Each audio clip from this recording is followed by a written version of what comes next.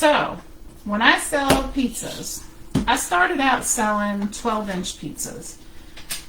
It's a lot of clay doing a 12-inch pizza, so I switched to 10-inch pizzas. They're easier to ship, definitely. You know, smaller box, smaller fees, yada yada. Plus, I mean, people seem to like the smaller shape, the smaller size a little bit better. So I switched to the 10-inch. I sell them on Etsy and I sell them on my website. And I have a disclaimer in there that if you want the pizza not attached to the pan, you have to tell me. Otherwise, the first thing I do is take my pan and I put glue on it and I glue this sucker down. Now, a lot of people use these in their restaurants. I sell a ton of these to restaurants. And they never want them on the pan because they will wrap them up and put their label on it and they'll put it up on the wall as a display, or they'll put it in a holder, you know, whatever. So in that case, I have parchment rounds that are, sign-ups are coming, Susan. Watch my page and Tina's Tasteful Treasures page. It'll come up on there. I don't know if it'll be next week or the week after, but sign-ups are coming soon. So I have 10-inch parchment rounds, and you can buy parchment rounds, parchment squares, all kinds. Jan, you're eating pizza, aren't you? So I put a parchment round down when I'm doing this, and I'll actually dry the pizza on a rack, and then I will set it back on the pan and for support. Unless you make your crust super thick when you're doing it, you run the risk of it cracking when you ship it. So I always ship with the pan. I get these pans for like $1, less than $1. So it doesn't matter if I sell the pan with each pizza. Sorry. And that way you can make your crust a little bit thinner. You don't have to use quite as much clay. I use typically about 3 to 3.5, depending on the humidity in the air. And that's a real thing with Model Magic. It's a real thing with foam clay too, but you might not necessarily notice it as much. But I notice it with Model Magic. When the air is humid, I tend to get more air bubbles. And it just, sometimes I even have a little more shrinkage, which with Model Magic you don't have hardly any shrink. But if you start in very humid conditions, you can get a little bit more. So I'll get it out to about there, which is about the inside rim here, not the outer. And this is about a little less than 1/4 inch, I guess. And I'll just sort of like, you know, I'm not going to be the twirling pizza person here, but I probably could be. Might not end well, but I could be. So I just sort of stretch it into, make it a little more round. I don't want to go all the way to the edge usually. You can, but I usually don't. I usually do something different. So I will put it down on my glued area.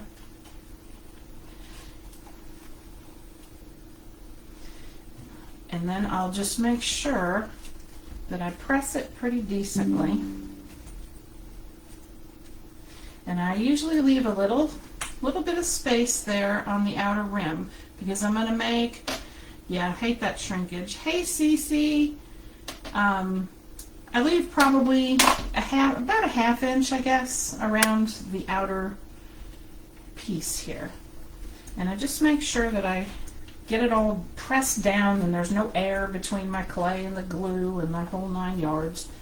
And then I'll take another piece, not a big piece because I want it to be pretty thin. And then I will roll a rope. Now, like I said, this clay that I use here has already been conditioned. If your clay has not been conditioned, you need to make sure that you take enough time to do that. And it takes between 5 and 10 minutes usually to condition your clay all the way to where it has that nice taffy stretch. So I make a nice halfway uniform thin rope, and then I just attach it all the way around the side. Now another way to do it is to make your crust just a little bit thicker, and you can sort of fold up the outer band, like fold it inward, and you can make the same sort of shape. I just prefer it doing it this way because it always comes out more uniform, and it looks more like, you know, a nice little 10-inch pizza. If you like your crust to be a little thicker, just make a little bit thicker rope around the outside of it. It's, you know, it's totally up to you. This is just the way that I do these.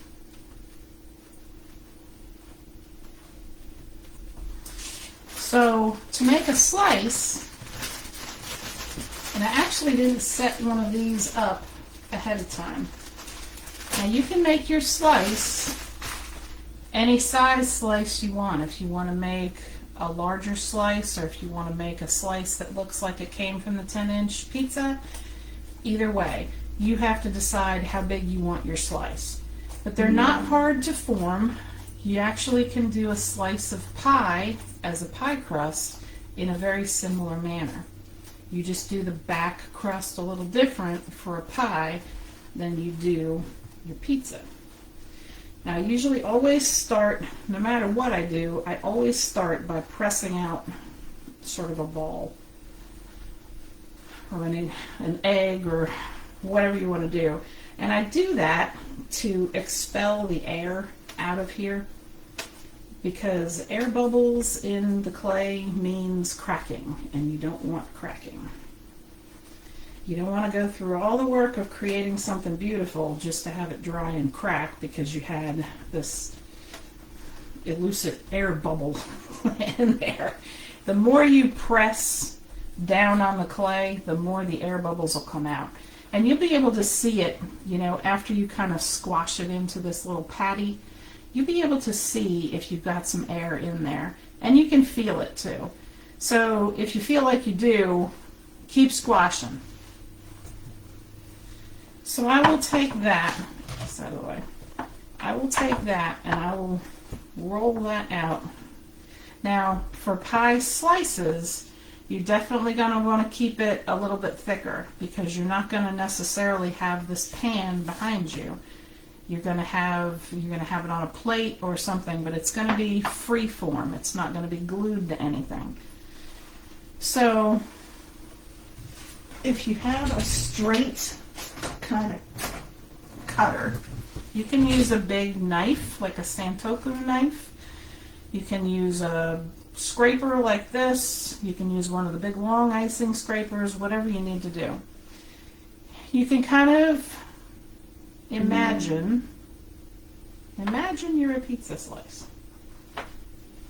And then all you have to do is cut it into a shape that looks like a pizza slice. Now pizza slices are not always super pointy at the end. I usually make my pie slices a little more pointy than my pizza slices. Now I left this sort of like this at the end. It almost looks like an ice cream cone. But I did that on purpose because I want to just chop off a little bit, sort of like chop off the top of his hat, but I still have a little here. And what I'm going to do is I'm going to do that roll method that I talked about on here that you can do, and I'm going to roll it inward. So I'm just going to roll that and make it look like some crust. And I'll roll it right up to that little area where it was squared off. And now all we have is the triangle. So like there. So there is how you form your pizza slice. And then you can just use your fingers and sort of get rid of the little roll, the little curly Q rolly area on the side. So I'm going to put this guy aside for a minute. And we're going to work on this guy, and then we'll work on that guy. I won't be able to probably finish. Well, I might be able to. Maybe I can finagle this. Let's see. Let's get a piece of parchment for this. All right. So the first thing that I would do is let it dry, obviously. We're not going to be able to do that here because we are live. So I'm going to use a decently large, this is a 3/4 inch flat. It's extremely soft, very soft bristle brush. This brush was a little bit wet before, and I just took off most of the water. It's still slightly damp. I have a yellow ochre, which is my sort of my baked goods go-to for sort of a base color kind of thing. I'm just going to take a little, it doesn't take much, just a little bit, because you're going to mix a little bit of water. I have my water pots over here. I'm just going to take a little bit more than a damp brush. And I'm going to get some paint on there, and then I'm going to take off a lot of that paint.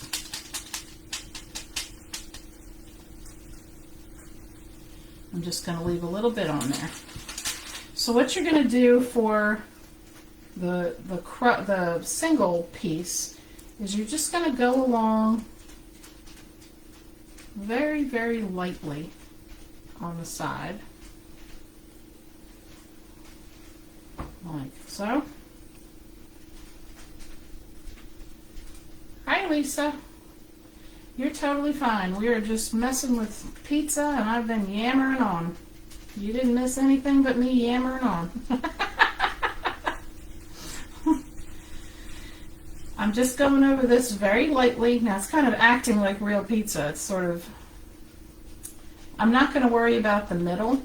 I'm just going to concentrate on these visible, what'll be visible pieces of the crust. And like I said, ideally, you would let that dry. I'm going to get some more paint. And then I'm going to do the pounce on the top of the crust here. And leave a little bit of the white part showing. Because you know, sometimes on pizza there's a little dusting of the flour and stuff like that. You want to make that visible, just so that it looks natural. And I'll pounce a little bit of the darker color right along the very bottom. I just rest my brush on the parchment, and I'm just sort of pouncing right along that very bottom, just to make it a little bit darker. Because the part of the crust that touches your pan is going to get a little darker than the top. So I'm going to let that sit, and I'm going to do the painting on this one, which is sort of the same technique. I'm just going to pick up some paint, pounce it off. I'm going to go along the crust first, and it's okay if you get the paint on the pan because it's stainless. Well, mine is stainless. So it doesn't matter for me. I can take a baby wipe, even if the paint is completely dry. I can take a baby wipe and wipe that paint right off of there so the customer will never see it. And I recommend you use, if you're using a foil pan, if you're going to sell that, make sure it's a heavy foil pan. You'll be able to wipe off paint from that as well. Just be careful of flimsiness, because you don't want your pizza crust to crack. That's why I use these steel pans. And you can get them from suppliers that don't charge much. Mine are less than $1. Actually, I think they're like 59 cents for these 10-inch ones. They're not much at all. And they're good quality pans. I mean, you could use these for real food in your kitchen. When I was a caterer, I used to get all of my, well, not all, but a lot of my supplies from this company in Ohio. And now that I'm a fake food creator, I still get my supplies from the same company. But there's lots of restaurant supply companies that sell small wares like this that you can pick up, glasses or, plastic cups or pizza pans or, all kinds of things for next to nothing, because they sell to, wholesale to restaurants and stuff, and you can get it for really cheap. You just have to kind of look around at what's near you.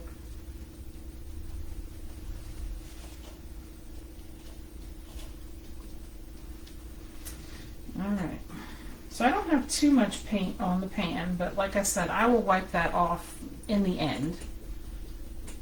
And it comes right off. A little alcohol, on a paper towel or a baby wipe works just fine. I'm not concerned at all with putting the brown paint in the middle of this. It's all going to be covered with sauce. You had a ham and cheese? I had a chicken and cheese for lunch on sourdough, and I was hungry and it was good. I love ham and Swiss cheese sandwiches with spicy mustard, like Dijon. That's one of my favorite sandwiches. I think I get that from my mother. She was a ham and cheese person. She was a ham person anyway. She loved her ham. Okay. Now, I think I'm shaded fairly good. You don't want to make your pizza too dark in too many areas. I will go back and put a little, I usually use a darker brown, this is a chocolate brown soft pastel. I will scrape a little of this down. Once this is all dry and pretty much done, I will scrape a little of this down, and I use it sort of like you see people using the makeup for shading and stuff. Same concept. This is just a soft pastel. And I will shade up along pretty much just the raised areas that are on this crust. When you put the crust down on a pizza or you bake a pizza, you have those little pieces that bubble up. Some of the crust is higher than others. Those are the pieces that you want to concentrate on giving a little bit more darkness to. Not a ton, you don't want it to look burnt, but it is what it is. But I don't do that until the very end. And I'm going to give this just a little bit, this is just a little in need of, needs to be a little darker. Alright. So there's that part. Now, you need sauce. Every good pizza needs a good sauce, right? Or sauce, as we call it in New York. We used to call it sauce. You gotta have sauce. Spaghetti sauce, pizza sauce, whatever. It's a little darker red. It's not a bright fire engine red like a primary red. It's darker. This color is called crimson. If you only have a primary red, take a toothpick and a little bit of black paint, and I mean a very little bit of black paint, because black goes a long way when you're interjecting it in anything. So just use like a dot on a toothpick to start and mix it into your primary red, and it will get darker like this crimson. And once you have it to where, pull a jar out from your cabinet, because like everybody has sauce in their cabinet, right? Put it on your craft table for a few minutes and then just mimic the color until you get it right.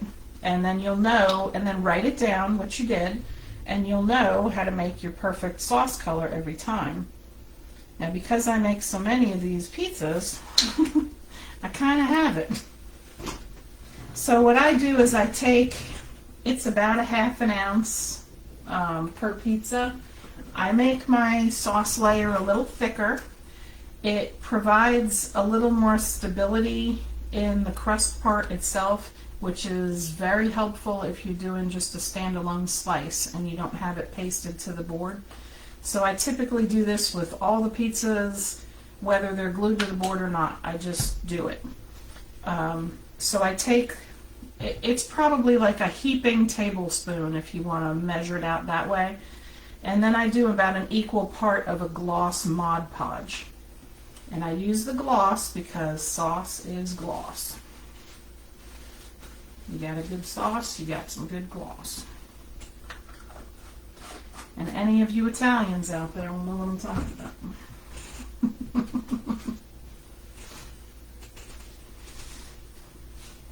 My great-grandparents were off the boat from Italy, came over through Ellis Island, so I am like true heritage there.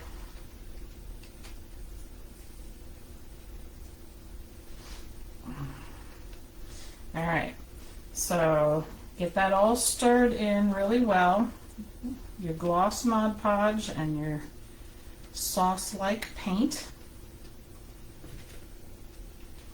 And then, I think I'll use a brush. All you have to do is pour that on there.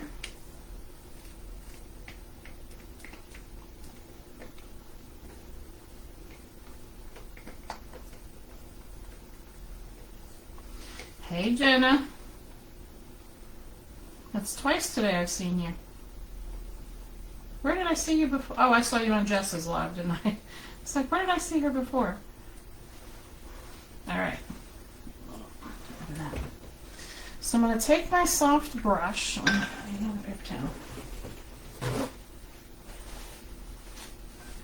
clean that brown paint off of there. Get rid of my water.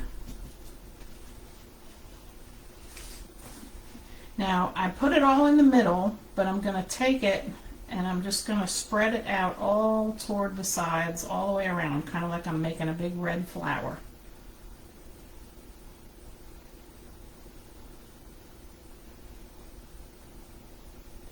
That way you have it more evenly dispersed if you do it that way. And then you should have a decent amount stuck to your brush. So I just sort of lay the brush down and go pretty close.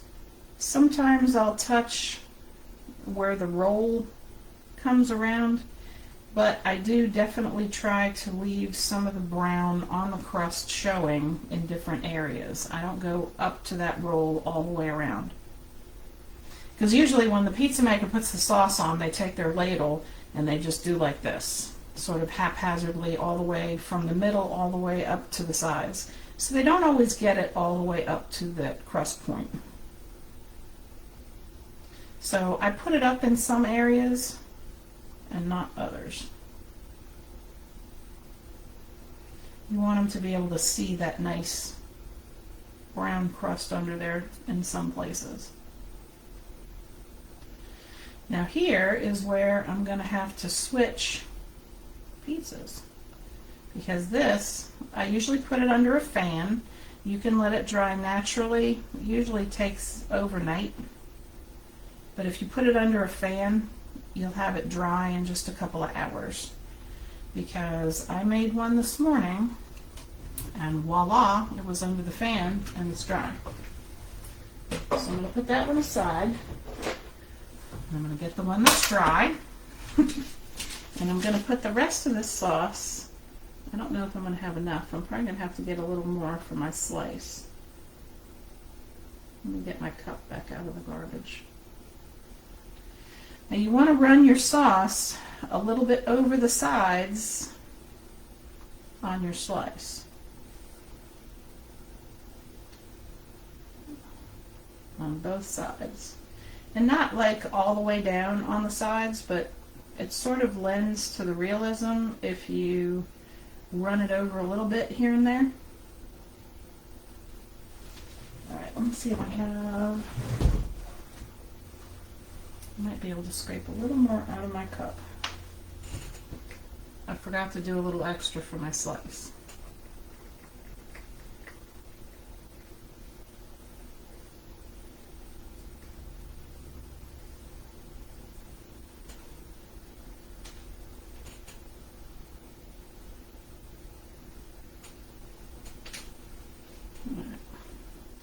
I'm going to focus right up at the top where it's really going to show, and I'll put that extra sauce up there because the rest is going to be covered with our cheese layer and they won't even see it. Now down around the tip, oh, uh-oh. Good thing I have the apron on, right? Down around the tip, I'm going to put a little bit of extra, and I'm going to make the sauce go right over the tip so that you're not going to even be able to see anything but red sauce down over there.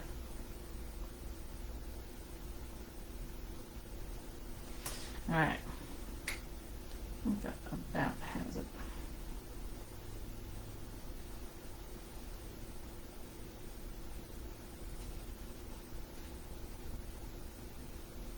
I think. Yeah, I'm the same way, Jenna. Sometimes Facebook doesn't let me comment. I don't know if it's me or it just doesn't like me or something, but I don't always get to comment. So people don't know that I'm there. That's all right. I'm sort of like the secret watcher. I see what you do. All right. So ideally, this would be all dry, and I would be able to put the cheese and the toppings on it. This one, like I said, I did it this morning. I put it under the fan. It's completely dry. We're all good to go with the cheese later. This one, not so much. I don't know. Maybe I can stick this under the fan real quick, and maybe we'll get lucky. Hang on just a second.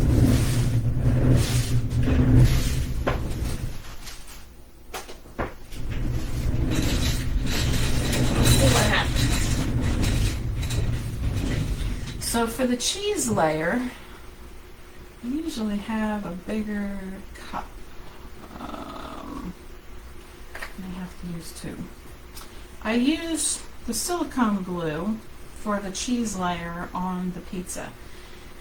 And I usually do, this is,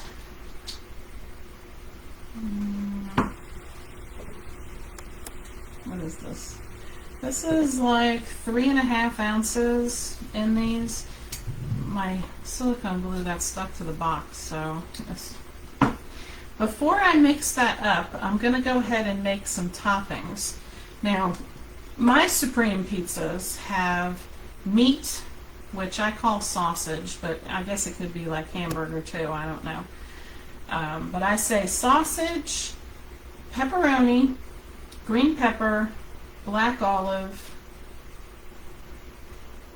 is that it? And mushroom. So I put 5 toppings on the ones that I sell. So for the meat, I use my dark crust mix, and I'm going to show you how I put that together. Now this comes in a, I think it's a 300 gram bag, pretty sure. All my crust mixes, I think, are 300 grams. There is a recipe on the back. This is just not even half a cup, I don't think. Maybe it's a half a cup. What I start with is just a little bit of water to dampen the crust mix. I made some of this yesterday because I was making some pizzas. And this is what it looks like when it's dry. It's just like little gloobs of meat. Kind of looks like ground meat, sausage, balls, taco meat, any of that. So when I make it, I usually make a little extra I just let it dry and it's crumbly. Now if you were making this to put as a pie crust, you would just add more clear silicone and it would squish together and hold together and not be crumbly like this. So the texture that you want out of this crust mix, or all three crust mixes, is dependent on how much silicone, the clear silicone, you put in here. And I have a video on using all of these in a couple of places online. I think it's on YouTube and on my website. So I start with just like a capful of water.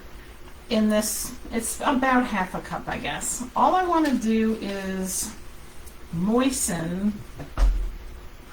I know some people don't like that word, but I am using it. Moisten the crust mix. It just sort of helps everything else stick together. You don't have to put in a whole lot of water, just a little bit. And I get that in there.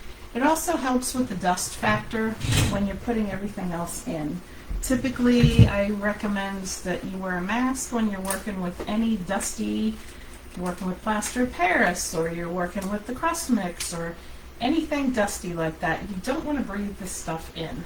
There's nothing that's not organic material in here. You still don't want to breathe it in. Trust me. Next I go a little bit, I use wood glue for most of my projects. You don't need a ton. About a tablespoon per half cup, I guess. I've really been diligent about wiping my surfaces of my Mod Podge and my glues and stuff. I had JR in here the other day trying to get my Mod Podge open, and he had to run it under the kitchen sink in hot water because I had so much glue built up underneath it. I couldn't get it open. I'm really bad about being live and going fast, and then I don't wipe my stuff off, and then it just glues my stuff together.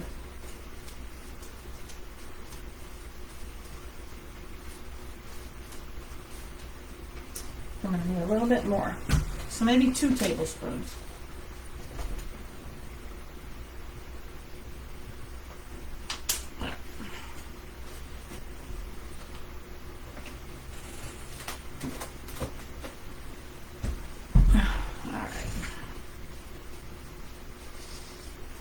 And then I'm going to get a glove on, because I usually end up getting the silicone on me. And silicone is a little harder to get off your skin once you get it on there. So when you start mixing the glue into this, it'll start to form crumbles as you mix it in. That's kind of when you know you've got enough glue in there. When you can mix it with a popsicle stick and it starts to form together and make crumbles like that. That's when you know you're good. It's pretty forgiving stuff, so you don't have to like do exact measurements. I have noticed you can kind of throw stuff together and you're still going to get it right. As far as the silicone for the crumble for meat, I usually put in about 2 ounces. I can sort of, because I use these cups, and these are 2-ounce cups, I can kind of visually measure 2 ounces. If you have some little medicine cups, you can measure it that way, or you can just go for it. I mean, put some in, stir it in, check your consistency. Like I said, it's pretty forgiving stuff. So in that respect, it's really not an exact science. It's just whatever consistency you're trying to make it for whatever you're trying to achieve, basically. If you're putting it on the bottom of a cheesecake to make a crust, you want to use more silicone because you want it to bind together and not be crumbly at all. You want a solid patty of material. For something like crumbled meat, just use a little less silicone. So it's pretty easy to use once you get the hang of it.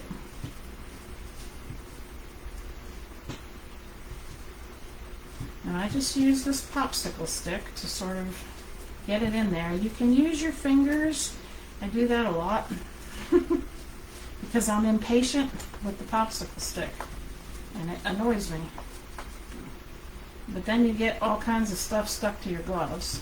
So I'm trying to be a little more patient now that I'm live.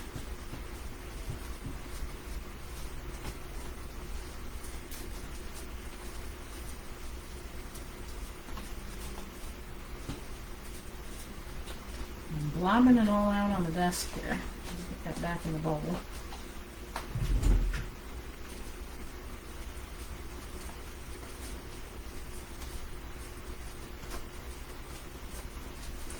So I have successfully formed, looks like all the dry stuff is pretty much up from the bottom.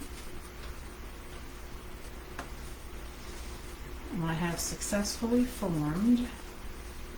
Hey Tisha, thank you for the prayers that we all need all the time.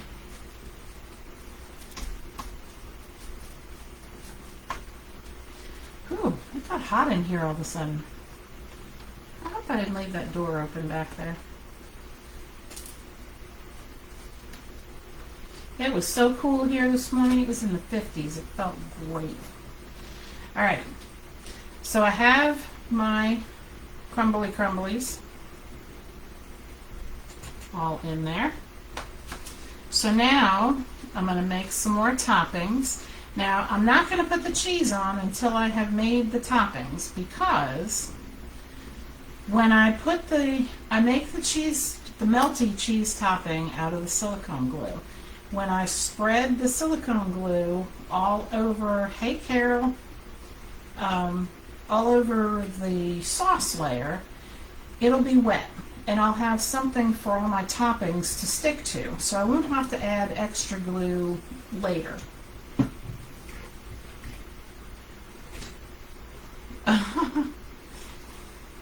Yeah, I get a few extra minutes today because Nicole isn't coming on. So I'm just going to keep on going. Let me get my glove off. So for my toppings, for a lot of them I use foam clay, because foam clay has nice pretty colors, it's easy to use, and I use foam clay for a lot of accessory pieces like that. That's what I call an accessory piece. For my mushrooms, however, I like Model Magic. I will roll out a small piece, because typically I do things in sevens. 7s and 10s on the 10-inch pizza is sort of my go-to. Like I'll put 7 pepperonis, and I'll put 7 green peppers, and I'll put 10 black olives, and 10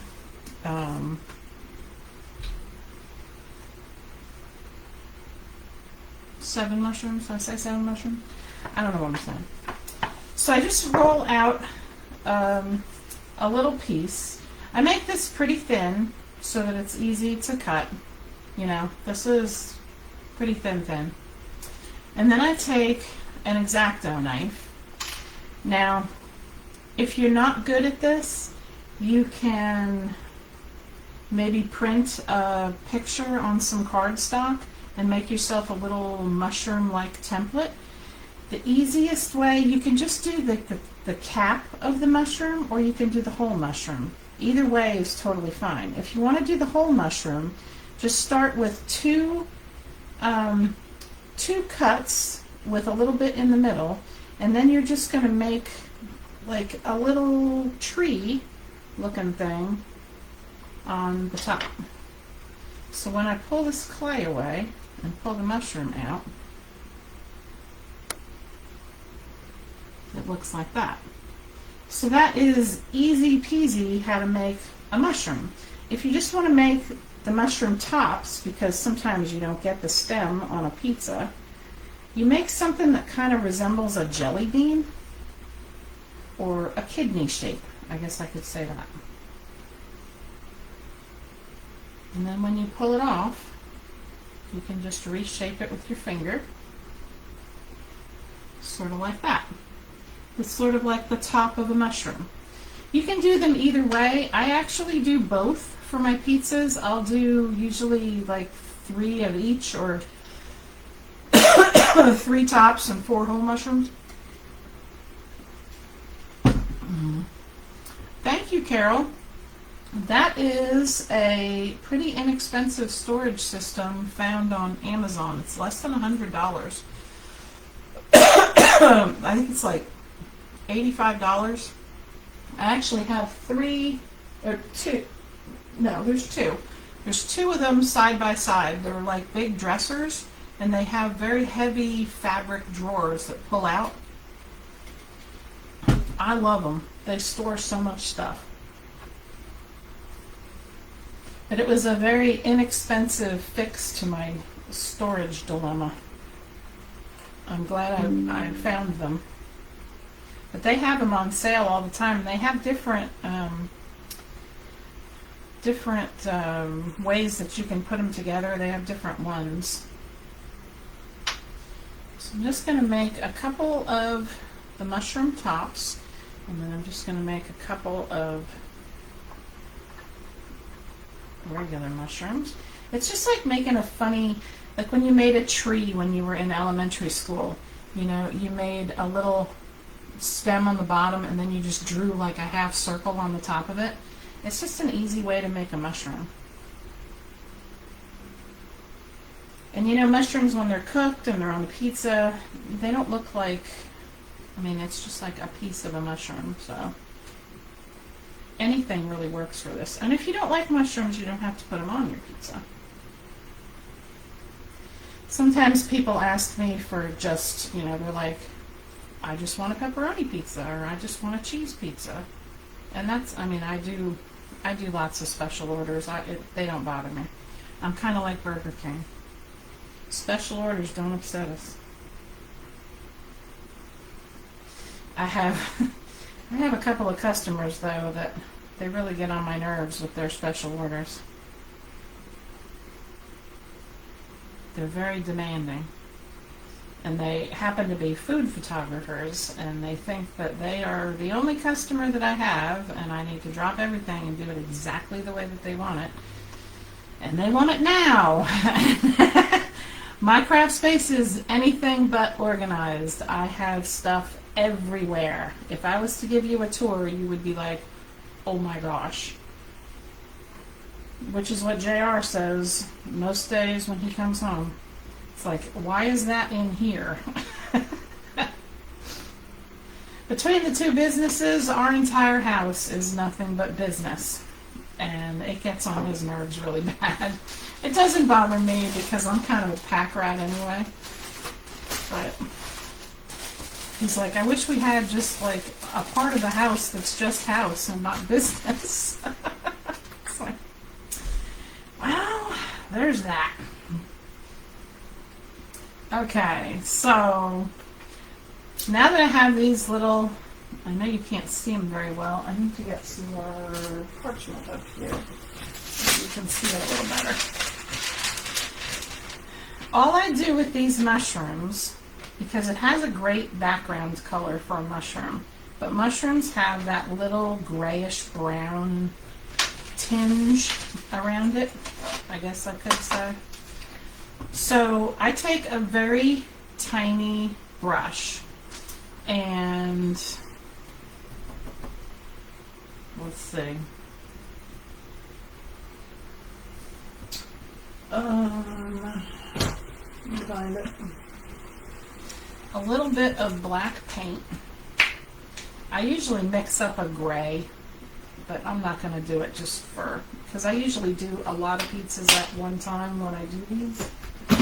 But since I'm just doing, oh, I forgot about my slice.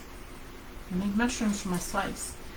I just put a teeny bit, like a teeny bit of paint on here, and I wipe most of it off.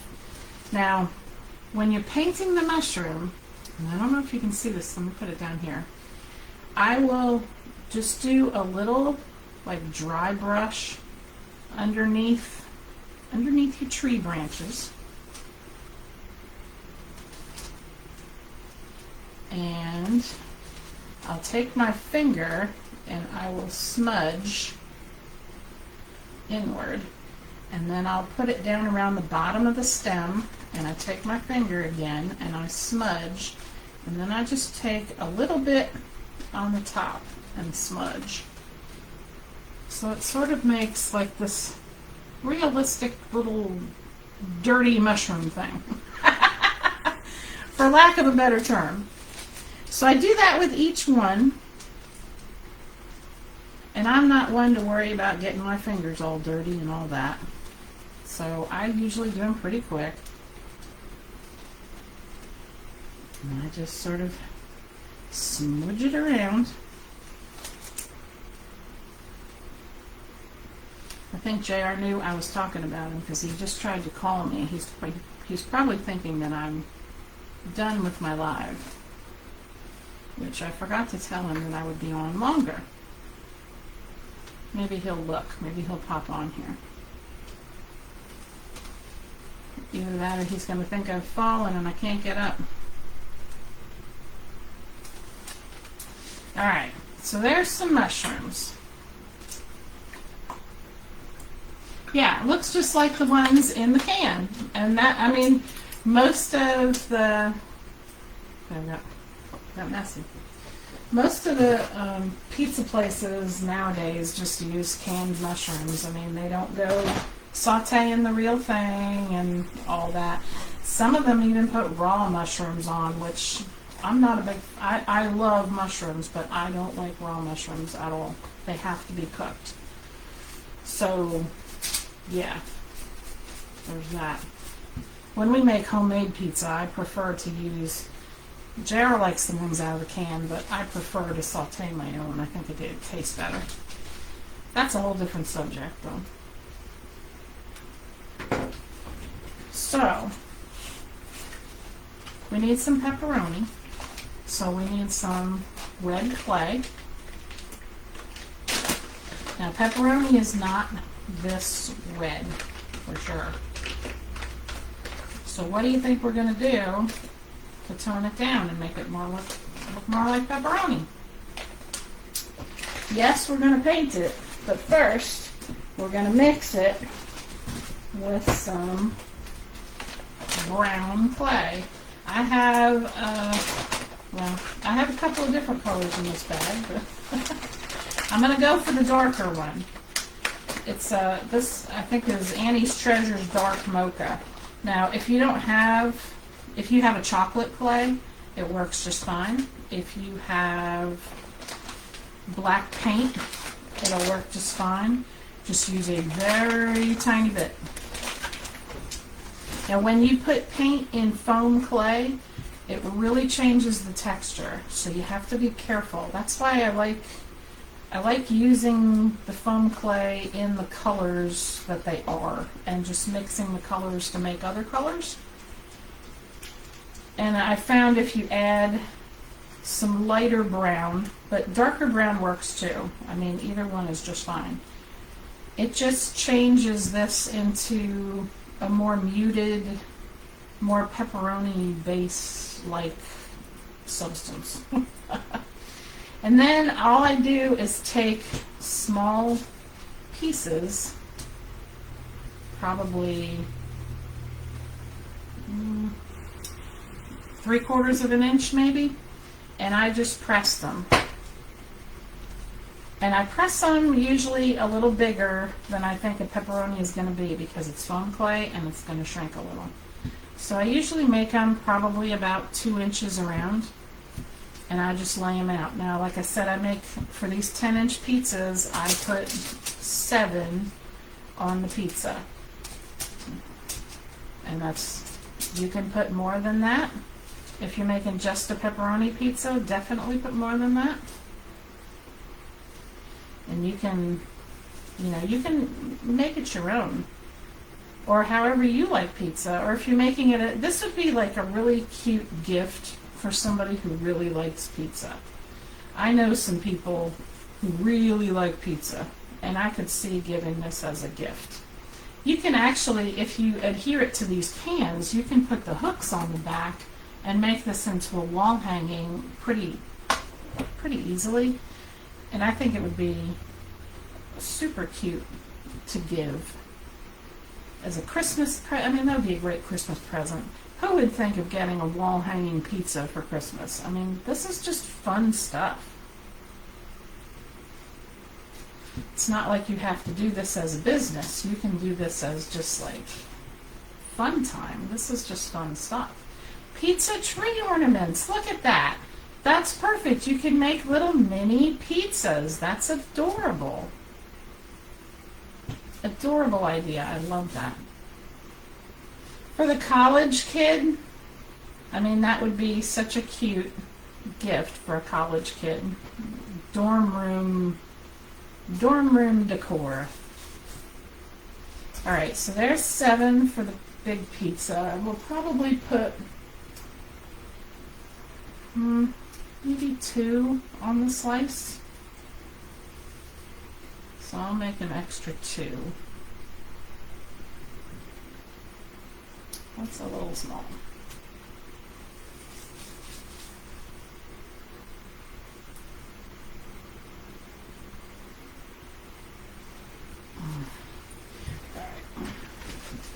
Well, I know I shouldn't, but I'm going to put this clay back in the bag. Oh, did he? That's so cute, Margarita.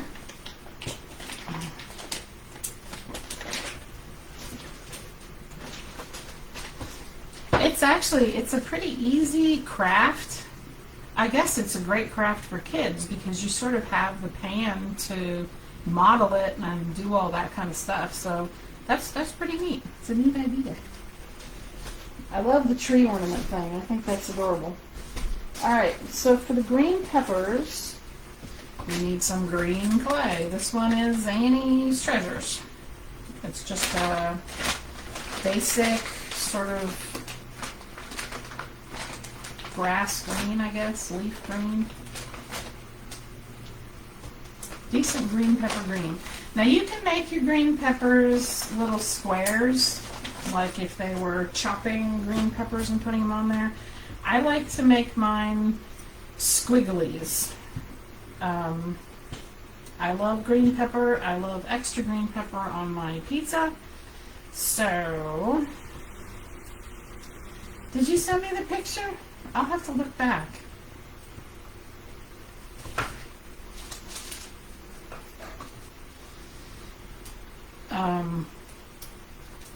So I take pieces and I just sort of roll a little snake, and I do them in different sizes. I don't do any two the same. I just sort of do this. I smush it flat with my hands, and I sort of make sure that the ends are squared off. And then I just sort of squish it. I twist it and squish it, just so that it's this weird little, like a green pepper strip that's been cooked, because they just sort of shrivel when they cook on a pizza. And I do some small and some big, but I just roll these little snakes and then I squish them in different little directions and make little, let's see if I can show you that for real here, little twisties. And I'll keep some straight, and I'll put some small and some bigger. This one I'll make a little smaller, and I'll just sort of give it a little twirl on the side. And I make probably 7 or so pieces for each pizza. I mean, if you have somebody who likes, like my husband, he loves pineapple on his pizza. I don't know why. I think that's nauseating. I wouldn't eat pineapple on my pizza, but he loves it, and a lot of people love it. You could put little chopped up pieces of yellow and take a little needle tool and make the little lines in it and make it look like pineapple. Just make sure you gloss it up like pineapple would be. I suppose you could do anchovies. You'd have to make some gray paint for that and make little flat, funky anchovy looking pieces. You can do onions, foam pieces. I don't have one next to it. Well, maybe I do. I don't know if I do. The white, like packing foam, or even packing peanuts. You can chop those. It makes a perfect onion. I did that on the 50 pizza order. Some of them had to have onion on them. Those are, that's probably the easiest topping to make is the onion, because all you do is chop the foam. You don't have to do anything else to it. If you want to put a little brown shading on it to make it look cooked, you can. Either way. But I mean, none of these toppings takes a tremendous effort. Alright. Oh, I need some for the slice. I'll make a couple of small ones for the slice.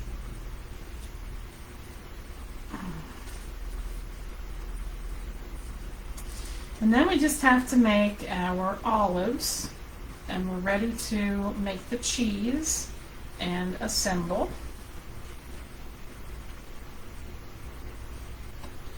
Alright, put this back in the bag.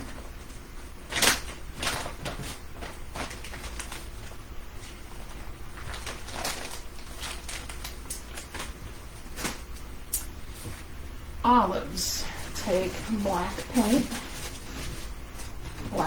black clay. I just have to find that. This is my bag of, it looks like I've been digging in the dirt, but I was making something odd colored with this brown and black, so that's why it's like that.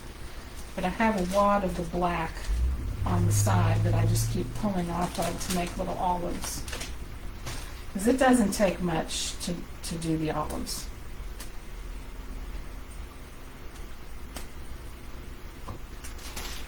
This clay is getting very dry. I think I'm going to have to get rid of it pretty soon. So for the black olives, and like I said, if you don't like them, you don't have to put them on there. It basically is about a pea-shaped little circle. It takes about a pea. And I take my needle tool, and I use the blunt end for this. I squish down, not like flat, I keep it a little bit, just a little bit chunky. So I just sort of gently press down the little ball, and then I put the needle tool right in the center, and I hold the sides, and I just wiggle that around, and it divots out that hole and makes the olive. So you have a perfect little black olive. Oops. And I do about 10 of those on each pizza, and it just takes a second. I mean, you just have to wring out the little piece. So all this stuff doesn't take much time. To make the 50 pizzas, it took me almost 2 weeks. It was about, and the hardest part was kneading all the clay and pressing it out in the pans. It really takes a toll. Model Magic is a lot stiffer than foam clay, so it takes a little bit more elbow grease to get it all kneaded. And that was the hardest part, was kneading all the clay. My hands and my arms were very sore for a lot of days, because it was just day after day, kneading all that. But it took almost 2 weeks to do 50. It took almost 2 weeks to do 1,000 shrimp, too. I was seeing shrimp in my sleep. So, as far as you wanting a career in realistic baked foods, it's definitely not glamorous. You work very long days. You have to keep up with everybody else's demands and their schedules, which are usually sort of, I need it now, or I needed it yesterday, or something like that, or why don't you have this in stock? They don't understand dry time. They don't understand that this is not made from machines, and I am not a machine. And sometimes after working 10 hours at this desk, I will have to take clay upstairs and continue working at night. So, day in the life of the prop maker. Alright, so now, let me check on our slice over here and see where it's at.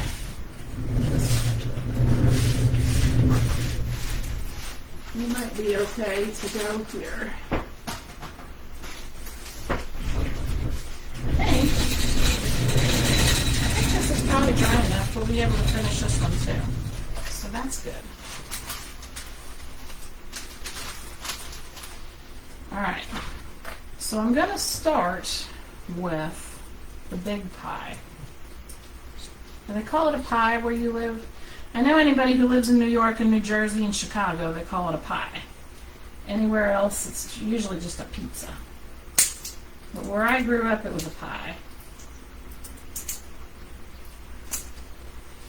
So I'm going to use the better part of one of these silicone glues for this 10-ounce pie.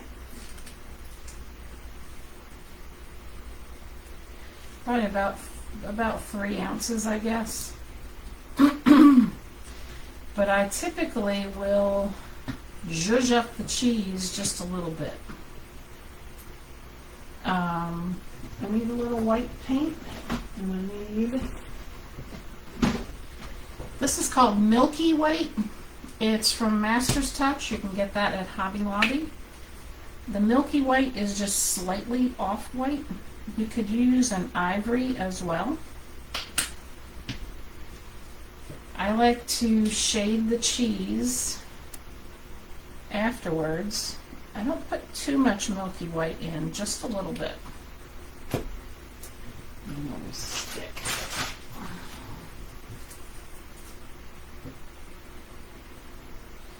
Now this silicone glue I use in place of resin for a lot of things. You can definitely use resin for this project all day long. Just make sure that it's a clear epoxy resin, and make sure that you mix it and leave it sit for a little while until it really thickens up. You want it to be sort of like this consistency. You don't want it to be ultra runny, or it's just going to pool to, you know, the sloped areas of your pizza crust, and you don't want that. So this is a quick drying. Silicone glue is very fast drying. It'll dry in just a, you know, it sets up in like 20 minutes and it's completely dry in a couple of hours. So I really like using it for different sauces and gravies and things like that. And then I don't have to mess with the wait time of the resin as much. So for this, I like using the silicone glue. Now I'm going to start by putting this in the middle.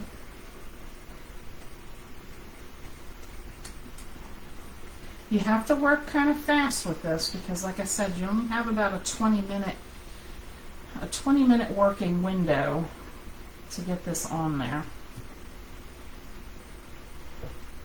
And you can use a popsicle stick, you can use a palette knife to spread this around. Either one works.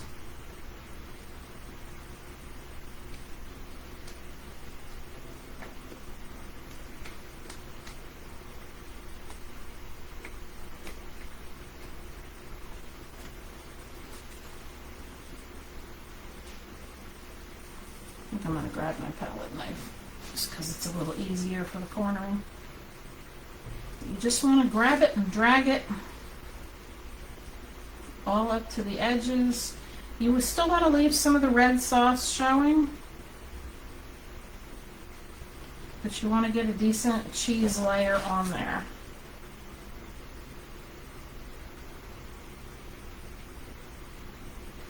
It's just kind of like spreading icing around. Now silicone glue sort of, when it starts to dry, it has some of the stringiness that hot glue has. So just be prepared. You might have some strings to deal with. So there's our cheese layer. Now, once you get it on there, it's really not going anywhere. I mean, if you tip it right away, it might slide a little, but it's not going to go very far, very fast. So to give this a little something, I use shaved candle wax on here. But the first thing I'm going to do is place some of these before this starts to set up. Now the first thing I do is center a pepperoni, and then I do like a clock. I'll do 12 o'clock, 6 o'clock, 3 o'clock, 9 o'clock, 1 o'clock, 7 o'clock, 10 o'clock, and 5 o'clock. So I have all 7 of my pepperonis on there. I go for the meat next because some of these are bigger chunks because it's supposed to simulate sausage. This is still wet, so that's a plus. If it's dry, you just have to make sure that it's in the silicone glue well enough to stay. And you'll know what I mean when you start doing that. Because if it's dry, you know, you don't have that extra stick factor of the wet silicone. And I said before I didn't want to get silicone on my hands, and here I am ripping the wet silicone. So we have our meat placed on here.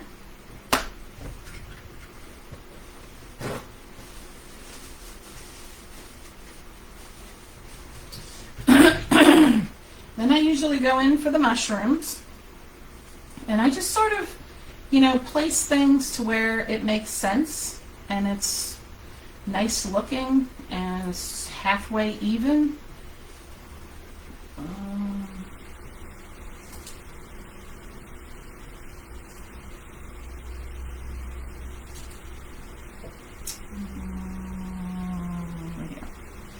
And then the green pepper. And you see the assembly part is not the hard part. It goes quick, it's easy, and as long as you just give it a little shove into that wet silicone glue, it's going to stay. It dries right in there. You don't have to worry about gluing things down, none of that. And then we'll strategically place some olives. And then we're going to have to paint up our pepperoni because it has no texture yet, and you want to add that with a little bit of paint. And one more over here. So there we have a nice full pizza.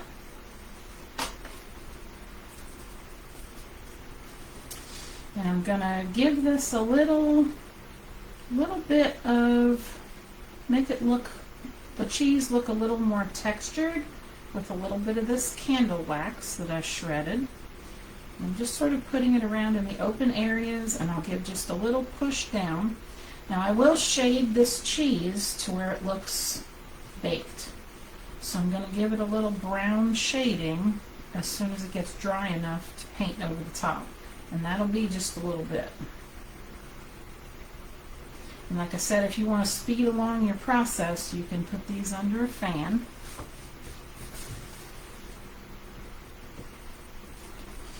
So there's that. Now I will take the burnt sienna, which is the redder variety of the sienna group, and I'll take a little bit of that, and I'll use a flat brush. You can use a round brush for this too, it really doesn't matter. Just not something huge. I'll take some paint. You want to get a decent amount on here. You just sort of pounce on the red pepperonis.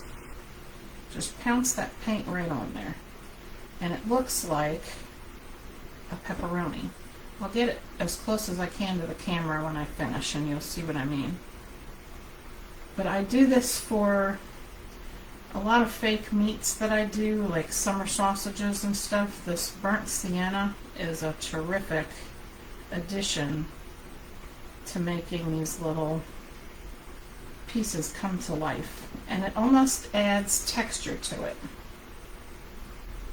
I'm not doing anything with a brush stroke. This is just a pounce with a paintbrush.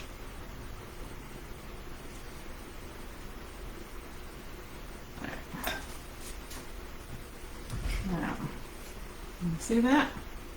Now it looks like pepperoni and not foam clay, not just red foam clay.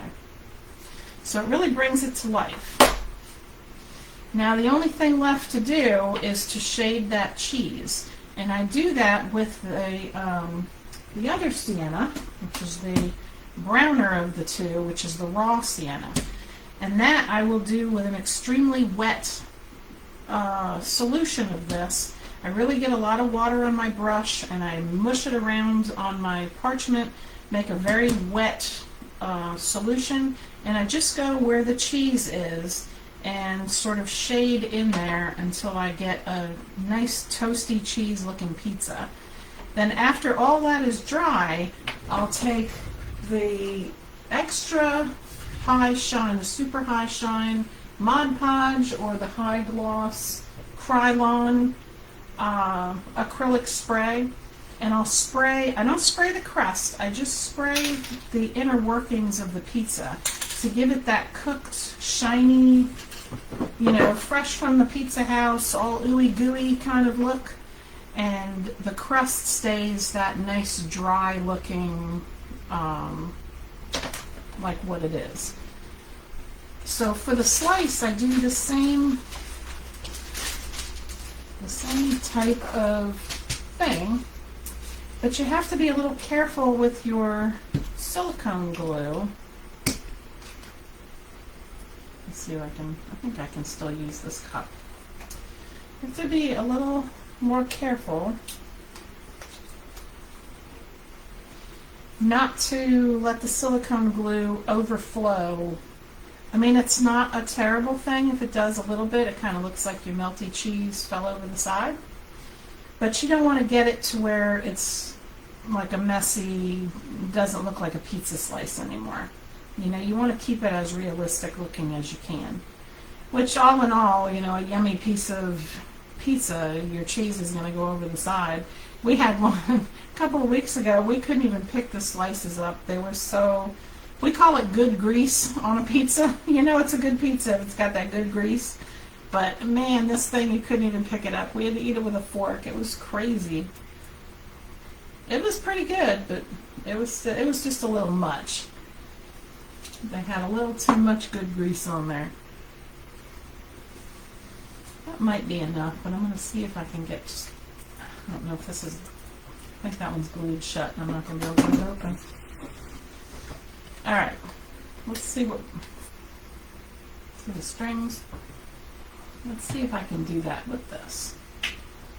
Just going to put one little blob of white and a little bit of the milky white.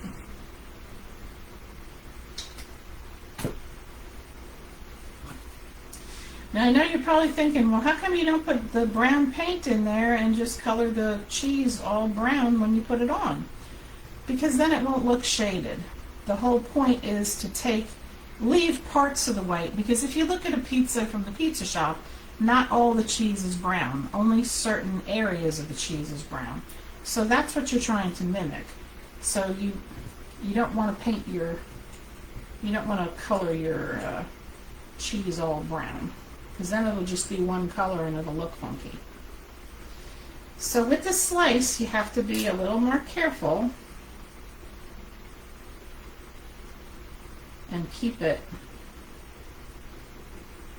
from falling off, basically. Now that's another nice thing about this silicone glue, is it's fairly controllable and it does dry quick. If you're looking for something to mimic a melted marshmallow, this is your ticket. Because this stuff, you really can make this look like melted marshmallows, no kidding. Now you want to have your cheese right up to the edge, but not go over.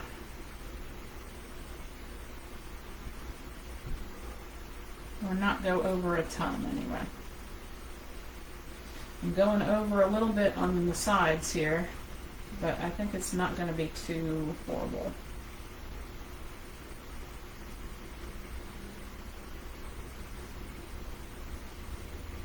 You want a little bit of the sauce visible. Like when they cut your pizza, you know, you're going to have some sauce visible, but you're going to have mostly cheese. And then I'm going to put just a little bit of this candle wax on here, just to give it a little more texture. Now I don't have any pepperonis left over, so I'm going to have to grab my clay out and do that real quick because I still have some mixed up.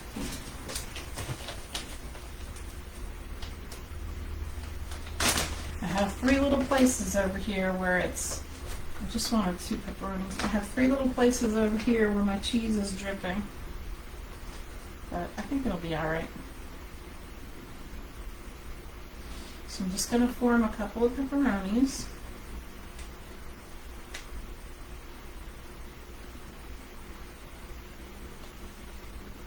Put 2 on there.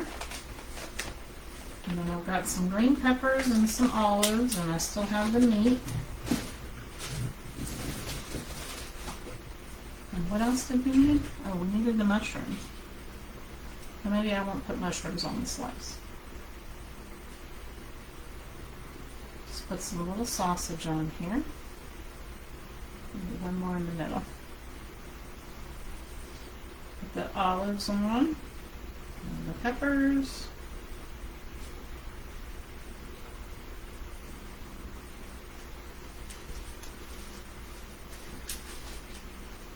Now if you pick it up, you see you have a couple of places over here where the cheese went over. I don't think that's a huge deal. I try not to get it to do that, but if you move it, onto another piece of parchment, you'll probably have a better result in the end. You won't get as much pooling.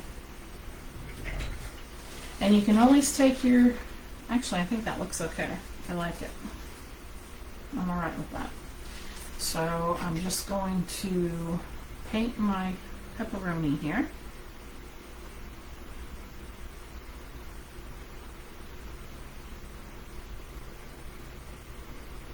And a little texture.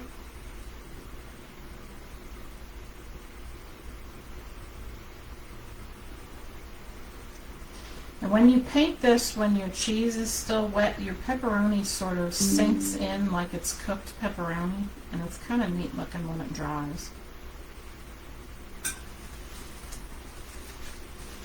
And like I said, the only other thing that I will do to this is shade it when it's all dry. And that's not, that's not hard, it's not a big deal. And I will take pictures of this when I do it, and I will post it. But that is how you make the slice and the pizza pie. This is the supreme. Voila. And it only took me 1 hour and 37 minutes to do it, which is usually way more time than I go live. So I hope everybody enjoyed my tutorial today, and if you have any questions, you can let me know. You can always message me with any realistic fake food question that you have. I'm just going to let these guys dry under the fan. I'll do some shading, and then I'll take pictures. So, like I said, I hope everybody enjoyed this. To watch replays, they will be on my YouTube channel. I've been uploading a couple of days after I do them on Facebook, so you can find it over there. You can also, Pizza Clock, yes. You can also subscribe to my email list on our website, thepropchef.com, to get discounts and coupons for the PropChef materials that we sell, and you'll also get access to blog posts and exclusive content that's not shown anywhere else.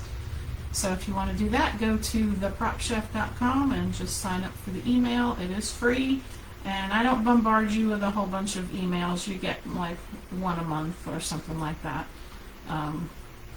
one or two a month maybe.